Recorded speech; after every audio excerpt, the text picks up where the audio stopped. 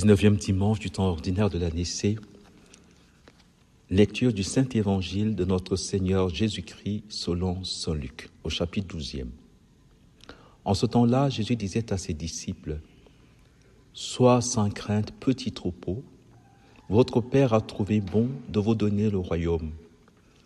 Vendez ce que vous possédez et donnez-le en aumône. Faites-vous des bourses qui ne s'usent pas, un trésor inépuisable dans les cieux, là où le voleur n'approche pas et où la mythe ne détruit pas.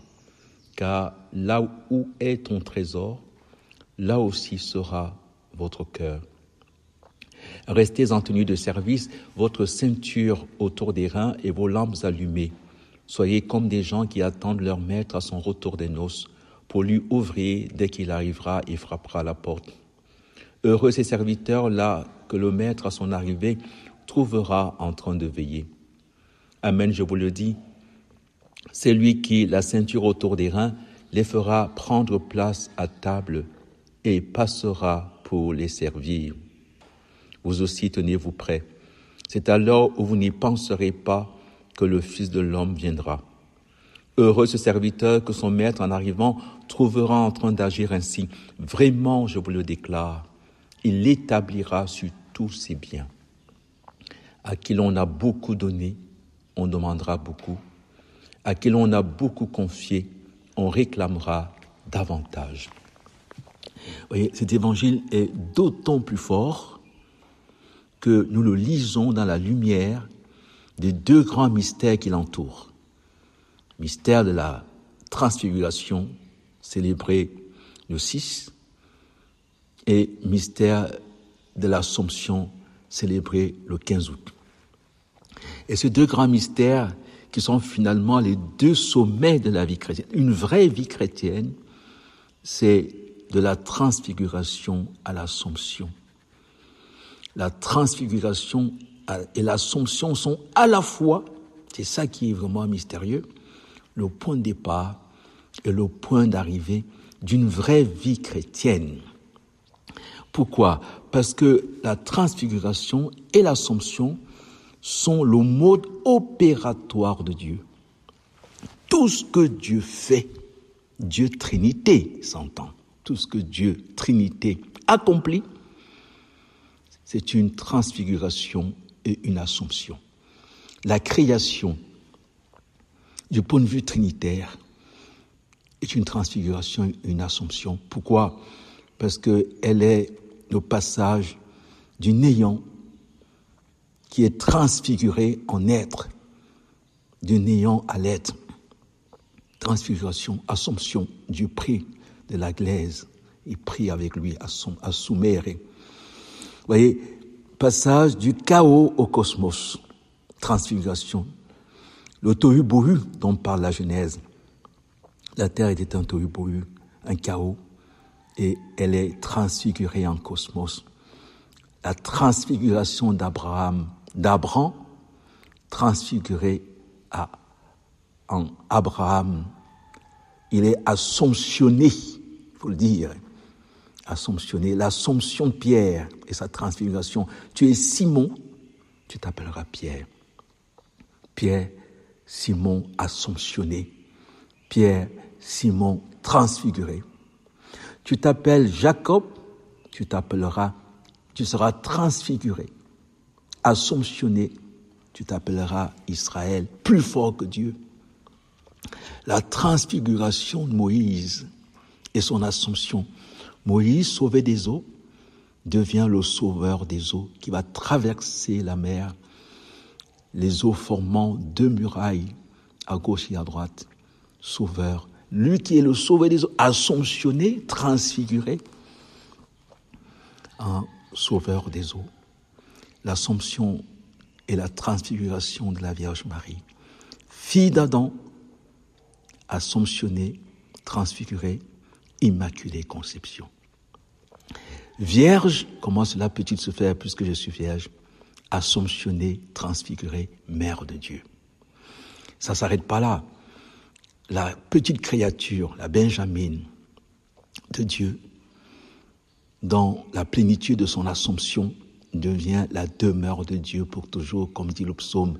La plus belle définition de l'Assomption, c'est le psaume 131 qui nous la livre en disant « Monte, Seigneur, élève-toi vers ton lieu de repos, toi et l'arche de ta force. » Marie transfigurée, assomptionnée. Le point culminant de la transfiguration et l'Assomption, c'est certainement l'Eucharistie. Le pain.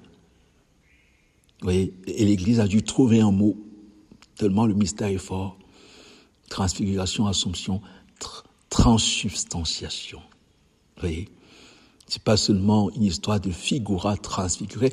Et il faut savoir en ce moment-là que transfigurer veut dire configurer à Dieu, être ajusté à Dieu.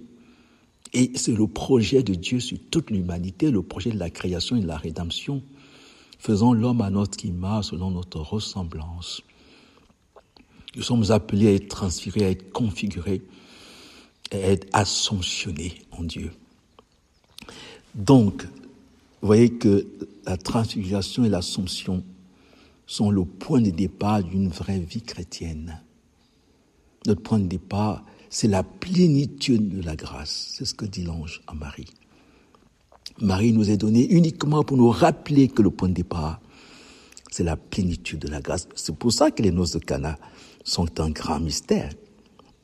Puisque pendant ces noces, où finalement le véritable époux c'est Jésus et la véritable épousée c'est Marie. Femme, acceptes-tu de me prendre pour époux? Car, dit Isaïe, ton bâtisseur, ton rédempteur t'épousera. Comme un jeune homme épouse une vierge, ton Dieu fera de toi son épousé. Sa socia, son aide assortie, son réceptacle, le fruit de tes entrailles est béni. Donc, Marie, dès qu'elle est là, à Cana, elle dit, ils n'ont pas de vin. Et parce que le point de départ, ce sont les noces. La relation avec Dieu. Nous avons appelé ça la création, c'est vrai. Mais au fait, ce sont des noces royales, des noces divines, dès le point de départ. C'est pour ça que les deux parties de la Bible s'appellent Ancienne Alliance, Nouvelle Alliance. C'est une alliance. Dieu a voulu faire de nous ses alliés. Et c'est tellement vrai pour tous ceux qui contemplent la vérité. Parce que la première alliance, c'est l'alliance adamique. Il a multiplié les alliances, d'ailleurs. Il a multiplié alliance adamique, alliance noachique, alliance abrahamique, alliance mosaïque. Et pour finir, il fait alliance avec lui-même. Il est prêtre, il est l'autel, il est la victime. Et Dieu est Dieu. Dieu est trine. Un du point de vue de l'être, trine du point de vue de la vie. C'est cette vie trinitaire, cette vie surabondante qui est le point de départ. De sa plénitude, nous avons tous reçu grâce sur grâce. Alors, et c'est la question que soulève l'évangile de ce dimanche, comment répondre, comment correspondre à la plénitude de la grâce. Et pour ça, nous avons besoin de Marie. Écoutez l'évangile. Sois sans crainte, petit troupeau, votre Père a trouvé bon de vous donner le royaume, tout son royaume, c'est le point de départ. Il a fait don de tout ce qu'il a. Qu'est-ce que l'homme pour que tu penses à lui, à peine le Fils du monde comme Dieu, le couronnant de gloire. Tu as tout mis, tout soumis sous ses pieds, le couronnant de gloire ou d'honneur. Voyez, vendez donc ce que vous possédez et donnez-le en aumône. Comprenons-nous. C'est-à-dire, tout ce que nous possédons, c'est pour donner. Parce que nous avons tellement reçu. Saint Paul va dire, tout ce que j'avais avant cela, je considère comme balayure. Faites-vous des trésors qui ne s'usent pas, un trésor inépuisable dans les cieux, c'est le mystère trinitaire. Là où le voleur n'approche pas, là où le voleur, le malin, le serpent entier qui vient tromper, c'est lui le voleur, qui nous détourne du vrai visage de Dieu pour que Dieu devienne pour nous une caricature finalement, une superstition, un mythe, une légende, un Dieu extérieur à l'homme, voyez, qui nous soumet à lui, Car là où est ton trésor, là aussi sera votre cœur. Ah, cette parole n'est vraie que pour Dieu lui-même, le Sacré-Cœur, qui dit justement à Marguerite Marie, à 350 ans après le monial, je ferai de toi l'héritière de mon cœur. Là où est ton trésor, là aussi sera ton cœur.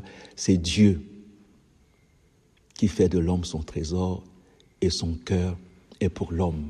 Ce cœur qui a tant aimé le monde. Nous sommes vraiment là dans la transfiguration. Ce Dieu ne peut agir que par transfiguration et assomption. C'est sa petite créature. Heureux ces serviteurs-là que le Maître à son arrivée trouvera en train de veiller, en train de contempler la plénitude de la grâce. Ceux qui ont du vin en abondance, comme à Cana, le vin, symbole de la sagesse. Marie peut donc dire, ils n'ont pas de vin, ils ne contemplent plus. Ils ne regardent plus Dieu comme un ami, comme un père, comme un frère, comme un époux. Mais ils le regardent comme le tout autre, comme le gendarme. Vous aussi tenez-vous prêts, c'est à l'heure où vous n'y penserez pas que le Fils de l'homme viendra. Quand on attend un voleur, on fait attention parce qu'on ne sait pas quand il va venir. Mais quand on attend un ami, on laisse la porte ouverte. Il peut venir à tout moment. Cet hymne a raison qui dit « Je ne sais ni le jour ni l'heure, mais je sais que c'est toi. » Car il est celui qui est, et il est celui qui est avec nous, et dont il s'agit de nous élever pour le connaître. Heureux ce serviteur que son maître, en arrivant, trouvera en train d'agir ainsi, de chercher la vérité, de chercher à connaître Dieu. Chercher d'abord le royaume des cieux et sa justice, et tout le reste vous sera donné de surcroît. Écoutez la folie de Dieu. Le verset suivant.